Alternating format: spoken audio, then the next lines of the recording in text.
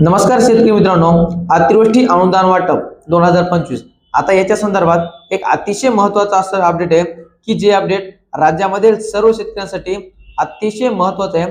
कारण की यामध्ये तुम्ही पाहिलेच असेल, अतिवृष्टी अनुदान हे शेतकऱ्यांच्या खात्यामध्ये जमा झालेले आहे, परंतु काही शेतकऱ्यांच्या खात्यामध्ये जमा झाले नाही। त्याच्यामुळे ज्या शेतकऱ्यांना पैसे पडले त्यांच्यासाठी सुद्धा महत्त्वाचं आहे आणि ज्यांना पैसे नाही पडले त्यांच्यासाठी सुद्धा ही माहिती अतिशय महत्त्वाची आहे। त्याच्यामुळे व्हिडिओ शेवटपर्यंत बघा, जेणेकरून तुम्हाला याची संपूर्णपणे माहिती मिळणार आहे। तर मित्रांनो, आता आपण व्हिडिओच्या माध्यमातून नेमके याच्यामध्ये या अतिवृष्टी अनुदानाची संपूर्ण माहिती जाणून घेण्याचे प्रयत्न करत याच्यामध्ये नेमके कोणकोणते जीआर निघाले, त्याच्यानंतर हेक्टरी किती पैसे मिळाले, त्यानंतर त्यांची मर्यादा किती असणार आहे, त्याच्यानंतर रब्बी अनुदान किती पडले, त्याच्यानंतर हे अनुदान किती टप्प्यामध्ये पडले, त्याच्यानंतर किसान कार्ड आणि ई-केवायसी तसेच फिके नंबरचं जे काही स्टेटस असेल त्याच्याविषयी माहिती, त्याच्यानंतर काही सामायिक खातेदार असतील किंवा मयत शेतकरी असतात त्यांची सुद्धा माहिती, त्याच्यानंतर उर्वरित अनुदान हे शेतकऱ्यांच्या खात्यामध्ये कधी जमा होणार आहे आणि त्याच्यानंतर काही शेतकऱ्यांची जमीन 2 ते 3 गावामध्ये तर त्या शेतकऱ्यांना पैसे कसे मिळाले अशी सविस्तर अशी माहिती आपण या व्हिडिओच्या माध्यमातून जाणून घेण्याचे प्रयत्न करत।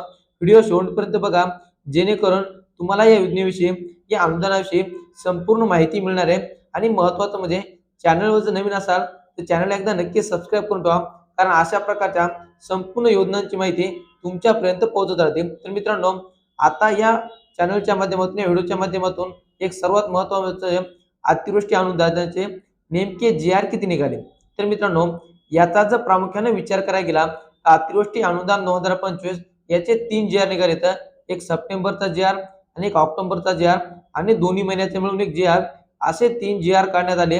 आणि या तिन्ही जीआरचे जर पैशाची मर्यादा पाहिली तर काही याच्यामध्ये 8,500 आणि काही जीआर मध्ये 17,500 रुपये एवढा निधी ठरवला होता, परंतु राज्य शासनाच्या माध्यमातून फक्त शेतकऱ्यांना 8,500 रुपये या जीआरचेच पैसे शेतकऱ्यांच्या खात्यामध्ये जमा झाले नाहीत। हेक्टरी 17,500 रुपये अजून कोणत्याही शेतकऱ्यांच्या खात्यामध्ये जमा झाले नाहीत। राज्य शासनाच्या माध्यमातून केवळ शेतकऱ्यांना चॉकलेट देण्याचं काम या ठिकाणी झालेले आहे।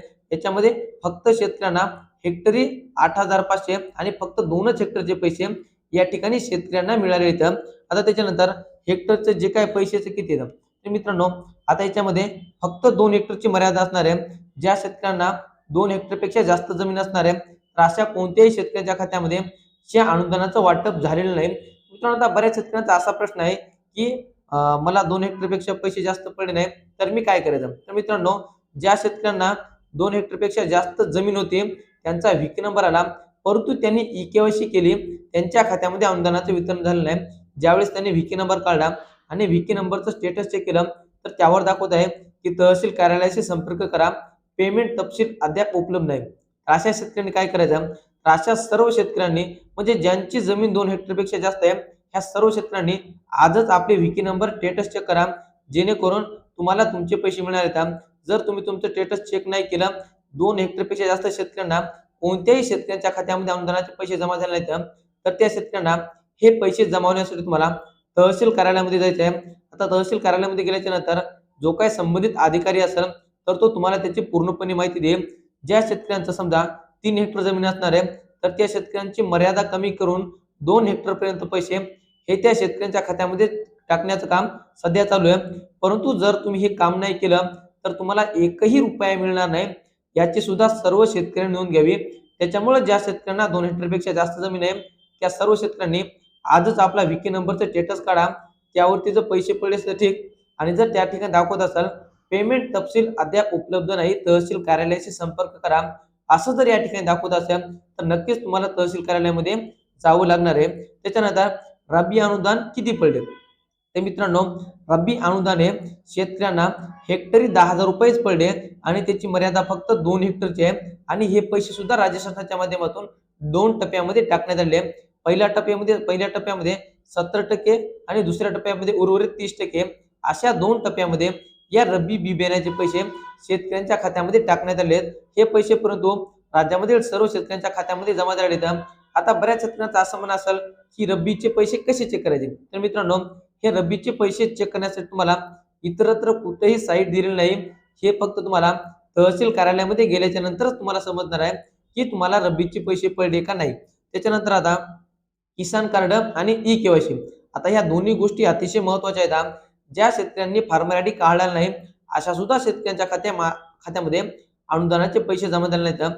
तर ज्या शेतकऱ्यांचा किसान कार्ड नाही त्या सर्व शेतकऱ्यांनी आपली ई केवायसी पूर्ण करून घ्यावी, जेणेकरून ई केवायसी पूर्ण केल्याच्या नंतर तुमच्या खात्यामध्ये लगेच अनुदानाचं वाटप चालू होणार आहे। त्याच्यानंतर व्हीके नंबर स्टेटस, तर मित्रांनो हे अतिशय महत्त्वाचं आहे शेतकऱ्यांसाठी, कारण की व्हीके नंबर म्हणजे तुम्हाला जो काही 15 अंकी नंबर दिलेला आहे व्हीके नंबर यादीचा नंबर, तर त्याच्यामध्ये तुम्ही गुगल साईटवर जा, त्या ठिकाणी गेल्याच्या नंतर दुष्काळ पेमेंट स्टेटस ही साईट ओपन करा आणि त्यामध्ये तुमचा 15 अंकी व्हीके नंबर टाका आणि सबमिट या बटनवरती क्लिक करा आणि त्या ठिकाणी तुमचं नाव, गाव, पूर्ण पत्ता दाखला, पैसे दाखले, तर तुम्हाला काही करायची गरज नाही।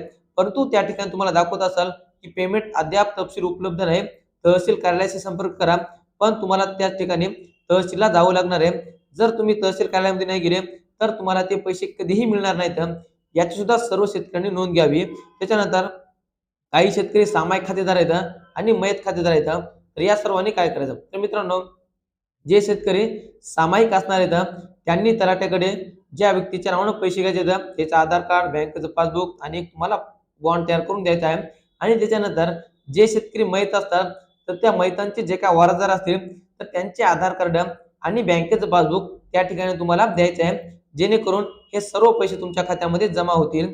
त्याच्यानंतर उर्वरित अनुदान कधी मिळणार शेतकऱ्यांना, जे शेतकरी लाभार्थी या अनुदानापासून वंचित होते या सर्व शेतकऱ्यांचा हा यादी नंबर आल्याच्या नंतर त्यांची ई केवायसी पूर्ण झाल्याच्या नंतर 5 ते 10 दिवसामध्ये सर्व उर्वरित पैसे हे त्यांच्या खात्यामध्ये जमा होणार आहेत आणि त्याच्यासोबत तुम्हाला रब्बी बी बियाण्याचे पैसे सुद्धा त्या ठिकाणी जमा होणार आहेत। त्याच्यानंतर काही शेतकऱ्यांचं असं म्हणणं आहे की माझं 2 ते 3 गावामध्ये जमीन आहे, तर माझं कसं करायचं, तर मित्रांनो आता साधारण जर विचार करायला गेला तर तुमचं 3 गावामध्ये जमीन आहे, बरोबर आहे। आता एका गावामध्ये 1 हेक्टर, दुसऱ्या गावामध्ये 2 हेक्टर आणि तिसऱ्या गावामध्ये 3 हेक्टर, जर असं 3 हेक्टर जमीन असेल तर त्या ठिकाणी तुम्हाला तलाठीच्या माध्यमातून जो काही व्हीके नंबर दिलेला असतो तर त्या व्हीके नंबरचं तुम्हाला स्टेटस काढायचं आहे आणि हे स्टेटस काढल्याच्या नंतर तुम्हाला पूर्ण स्टेटस चेक करायचं आहे की मला पैसे पडले की नाही, पडले नसतील किंवा काही त्रुटी दाखवतो असेल तर तुम्हाला तलाठी कार्यालयामध्ये संपर्क करायचा आहे, कारण की या एकाच व्यक्तीच्या नावानं 2 व्हीके नंबर निघत असतात आणि 2 व्हीके नंबर निघाल्याच्या नंतर त्यांना मोठ्या प्रमाणामध्ये अडचण येतात।